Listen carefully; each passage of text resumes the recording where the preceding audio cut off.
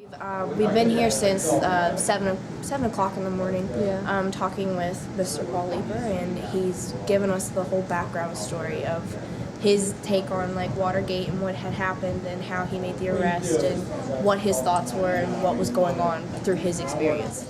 The call comes out at 1:52 a.m. The guard thinks he has a burglary at the Watergate, something to that effect. Well, the scout car, the patrol car that run that area, he kind of begs off. He says, I'm low on gas, I can't take the calls. To the dispatcher, who was an Officer Gabanich at the main police headquarters. He's the dispatcher. Well, he knows who's working in every car. He knows my cruiser is 727. He knows Leeper is assigned to 727.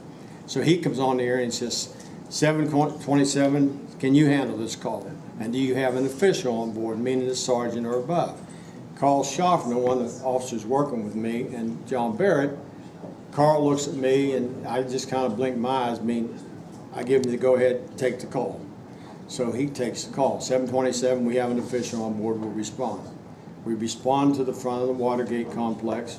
We get out of the car, we park legally. We don't have any red light or siren on, anything like that going. It's an unmarked cruiser, and it's a funky-looking cruiser. It don't look like a police cruiser should. We get out, we casually walk up the front, we talk to the guard. He tells us he found tape on a door in the leading from the garage area to the stairwell leading into the complex.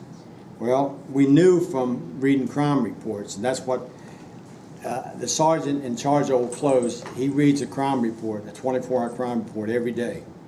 And he's got to know that crime report religiously if he gets called in with a deputy to question what we're doing. Are we cutting crime on the streets? So I knew we had to break in there in May, which they did. They broke into the 6th and 8th floor. The 8th floor is the Federal Reserve Banks of America. So we respond to the front. We get out of the car. The lookout man across the street at the Howard Johnson, who is James Baldwin, he sees us. I mean, he identified us to a T. Well, I had on a golf, kind of a floppy golf hat. I had a windbreaker, blue. It said GW University written across the front of it. I had construction boots on. He identified Schaffner had hair down to here. Barrett had long hair, and so forth. We go in, we talk to the guard. He shows us a tape on the door. We knew about the break-ins in May, so we go straight to the 8th floor. The door to the 8th floor from the stairwell is taped with the same type of tape. It's taped north and south. So if you looked at the door, you can't see the tape because it's taped, north and south. And it looks like the door's locked. We check the 8th floor out. The lookout man kind of panics. He sees all the lights coming on the 8th floor. He says, all the lights are going on the 8th floor, what's going on? He's trying to call on his walkie-talkie to the 5 guys inside the Democratic National Headquarters. But they have turned their walkie-talkies off because they don't want to be bothered by the sound. But Liddy and Hunt are inside the Watergate Hotel, room 214. They hear him yelling over the walkie-talkies, and they say, don't worry about it, it's just a guard making his rounds on the 8th floor, which would have been true normally.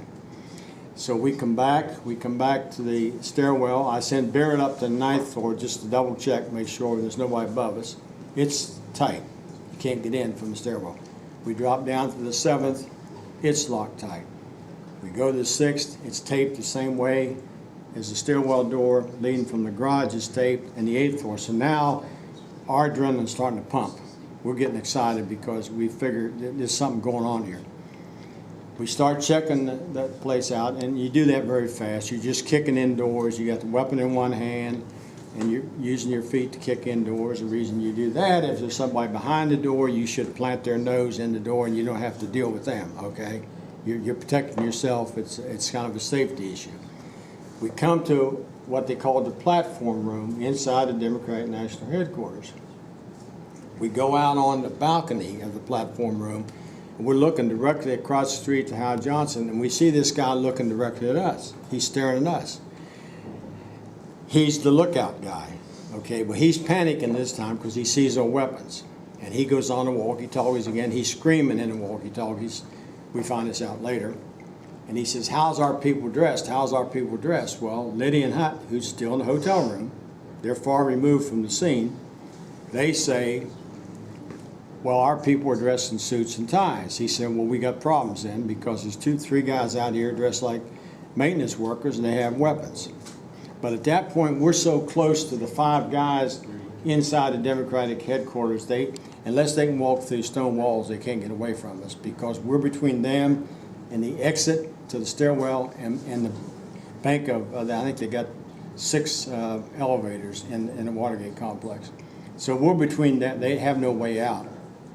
We go on down, we're checking rooms out, there's officers on both sides of us. We go into this long room, it's similar to this room, it's just longer and a little more narrow, and it's semi-dark. You can't see too well. Barrett goes to the left. When he goes left, I go right because he's covering the left, I'm covering the right. Schaffner stays at the door we entered because he's going to cover our backs because we don't know what we're going to run into here. And I go into, there's 3 cubicles that secretaries use with smoke glass around them so they have privacy. I go into the first one, it's just a desk, a chair, and some file cabinets. I check it out in a few seconds. I come back out and I start towards the second cubicle and I hear Barrett scream. I don't know to this, he either said hold it or get your hands up. And I see him in a crouch to my left. He's down in a crouch and he's got his weapon pointing back towards this smoke glass cubicle. I jump up on the desk, look over the smoke glass, and I see these 5 guys standing actually in front of the desk because the chair's closest to me, and they got their hands up, and some of them's got rubber Playtex gloves on. And they're all in suits and ties. 2 of them appear to be Cuban. There's 5 of them. So we place them under arrest. We bring them out. We put them spread eagle on the wall so we can search them. Because now it's starting to hit the kind of nationwide news, you know, that these 5 guys inside the Democratic National Committee have been arrested. And he says, you know who that one guy is you got locked up in there? And I said, which one? He points him out. And I said, well, he said his name's Ed Carter. He says, no, Leeper. He said his name is James McCord. He's the Director of Security for the Re-Election Committee for the President of the United States. Well, you know, then I stepped back and I said, this is getting a little bit bigger than I anticipated. I mean, you know, all the kind of things are going through your mind. And, you know, so at that point you're thinking this is probably, as I told my wife, I think first time I called her, because I hadn't been home since 3:30 Friday afternoon, I said, this is probably one of the biggest burglary cases I'll ever be involved in. But to think it was going to lead to the White House and to the President of the United States resigning his job, I don't think anyone at that time, even the other 2 arresting officers with me, Schaffner and Barrett, could have thought it was going to lead to that, you know. I mean, history, when you can live history, I don't think you can't ask for anything more. And I'll be, you know, I'm willing to go talk to anybody about it because we played a part in it. If it wouldn't have been for the 2 officers and myself, it wouldn't have been arrest. It was a big part of my life. And it will always be a big part of my life. They can't take that away from me, you know. And I enjoy talking about it, you know, and if, I love to go with young people because you get some really good questions from them, you know, questions that you probably never thought about yourself. You know, it's been a good life. I've been very fortunate. Meeting him was like really cool because we had done like when our teacher Mr. Schonecker had told us that he was coming in, we all just started going into like research and a couple weeks of research and reading things on Paul Leeper, and it actually getting to meet him was like the coolest thing ever because it's like live history right in front of us. It's a walking piece of history. It's amazing. We talked about why he wanted to start the police work and Watergate, his thoughts, the whole Nixon resignation, and he brought documents with him and the actual official investigation of his arrest. He signed it. Just really cool things. And all of the kids have been asking different questions and taking notes and writing stories, and it's a great experience here. Pretty special day. This was, you know, kind of one of my dreams, you know, as a teacher to bring him in for my journalism students, because, you know, he was such a, you know, a major figure in, you know, one of our big incidences in American history. Quite possibly the biggest news story of the 20th century, and he was, you know, that focal point that really got the ball rolling.